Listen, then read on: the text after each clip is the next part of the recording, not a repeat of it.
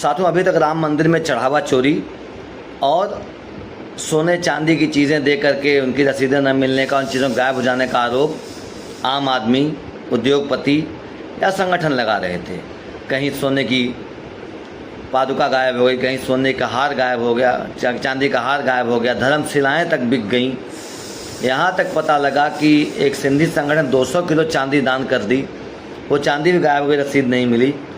लेकिन आम आदमी थे वो सब। कल इस प्रदेश के एक IAS अधिकारी जिन्होंने कहा कि हमारे पास खानदानी लगभग 5 करोड़ रुपए की कीमत की रामचरितमानस, जिसके पन्नों पर सोने की परत चढ़ी हुई थी, उन्होंने दान कर दी। अब तक के दान में भाजपा सरकार पूरी तरह से चंपत राय को बचाने की कोशिश कर रही थी। लेकिन इन IAS महोदय ने बताया, जो गृह सचिव के पद पर रह चुके हैं, जब उन्होंने दान किया तो चंपत राय ने देखा, चंपत राय ने रिसीव किया।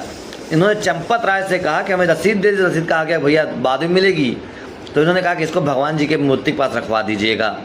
तो इनसे कहा कि मंदिर के पास नहीं रखा जा सकता, कि मंदिर में कहीं रखवा दिया जाएगा। ये मान गए।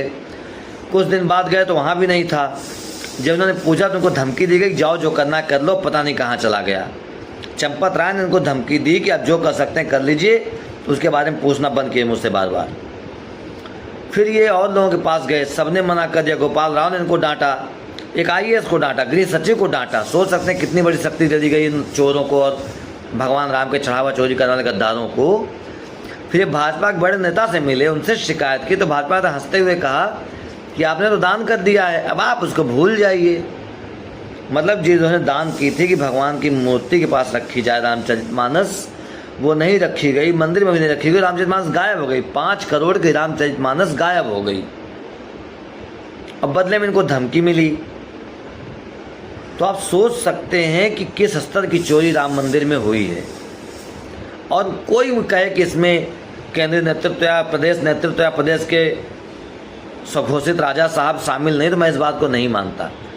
या तो बहुत बड़े अनभिज्ञ आदमी हैं, मैं तो कहता हूँ कि अयोग्य, अहंकारी, असत्यवादी व्यक्ति हैं, या वो बेचारे बिल्कुल कुछ जानते ही नहीं हैं।